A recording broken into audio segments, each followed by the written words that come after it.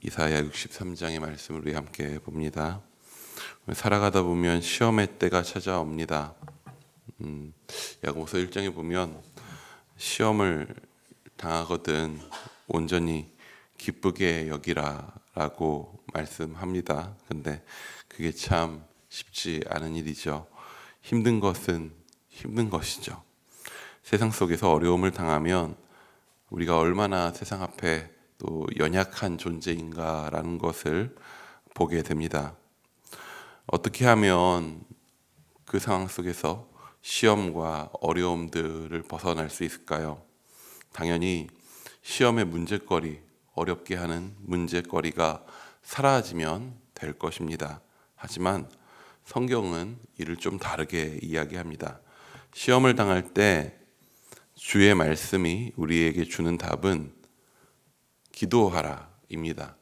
근데 문제를 사라지게 해달라고 기도할 수 있죠. 상황이 달라지게 해달라고 기도할 수 있습니다. 그것도 맞습니다.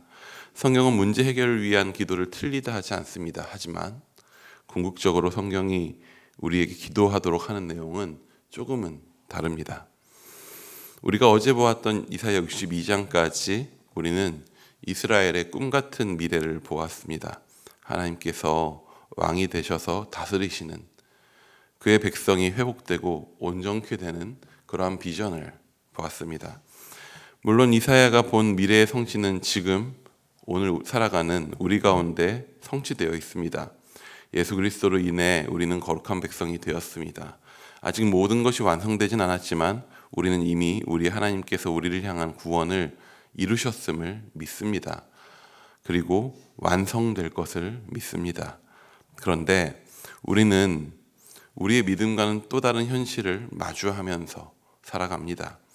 이사야 또한 마찬가지입니다. 오늘 63장 6절까지의 말씀까지는 어제에 연결된 단락입니다. 그래서 오늘 1절에서 6절은 원수들에 대해서 잔인한 심판까지 하시는 하나님을 보여줍니다. 그리고 오늘 7절부터는 또 다시 이사야는 현실을 마주하게 됩니다.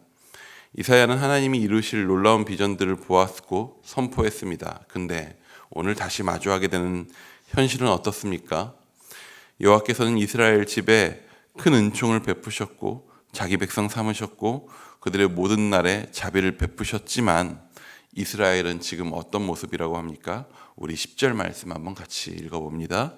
그들이 반역하여 주의 성령을 근심하게 하였으므로 그들의 대적이 되사 친히 그들을 치셨더니 이스라엘은 반역했고 그리고 하나님은 그들의 편이 아니라 그들의 대적이 되십니다. 이스라엘은 그들의 범죄함으로 심판당하고 고통 가운데 있는 현실을 마주봅니다. 이러한 상황 속에서 이사야는 오늘 무엇이라 기도하고 있습니까? 이사야가 반복해서 하고 있는 말이 있습니다. 바로 어디 계시냐 하는 것입니다. 그가 어디 계시냐? 이는 그가 안 계시다 하는 것이 아니라 그때 그 하나님을 찾고 있는 것이죠. 그때 그 하나님이 지금 어디 계신가? 그리고 그때는 어느 때를 이야기하고 있는 것이죠. 바로 홍해를 건널 때 그리고 광야 가운데로 나아갈 때의 하나님을 지금 찾고 있는 것이죠.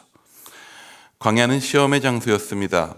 하지만 하나님은 거기에 그의 백성과 함께 하셨습니다. 오늘 이사야는 그때의 하나님을 떠올립니다. 기억합니다. 하나님은 광야에 있는 그의 백성과 함께 하셨던 하나님이십니다. 지금의 현실이 괴로워 그 하나님이 바로 눈앞에 보이지가 않습니다. 하지만 이사야는 그렇기에 찾는 것입니다. 그분이 지금 어디 계시냐고, 그분은 지금 어디 계신가 하고 계속 부르짖는 것이죠. 실패의 자리에서 광야의 때를 기억하는 것은 구약 이스라엘 백성에게 있어서는 중요한 신앙이었습니다.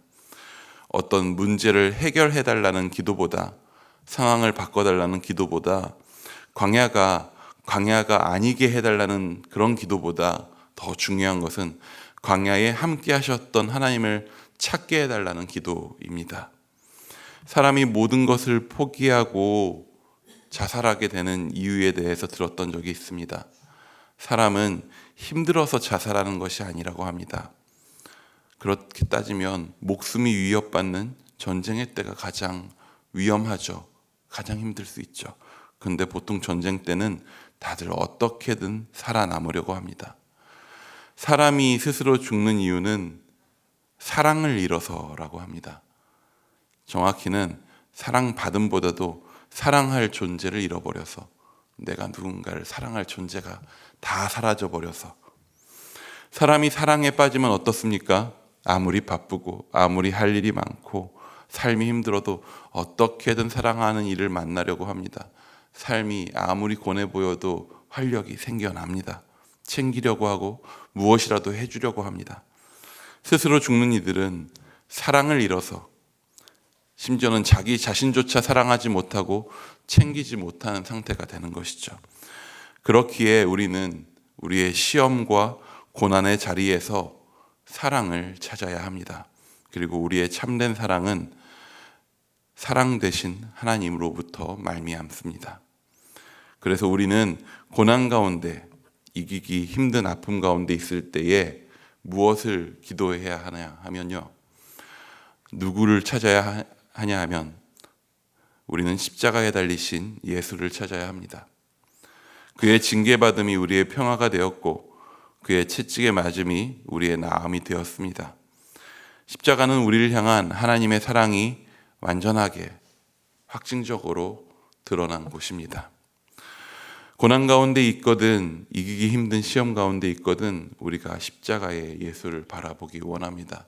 우리의 문제의 변화와 상황의 변화에 어떠한 것보다도 우리의 삶이 아무리 광야 같을지라도 그 가운데 계셨던, 그 가운데 함께 하시는 하나님이 계시면 그 광야도 에덴의 동산처럼 되는, 그분과 함께 거닐 때 그곳이 어딜지라도 충분히 기쁜 곳이 되는 그런 은혜가 우리 가운데 있을 줄 믿습니다. 그렇기에 그 사랑을 찾으시기 바라고 구하시기 바랍니다. 그 은혜 가운데 오늘 살아가시는 성도님들 되시길 축원합니다.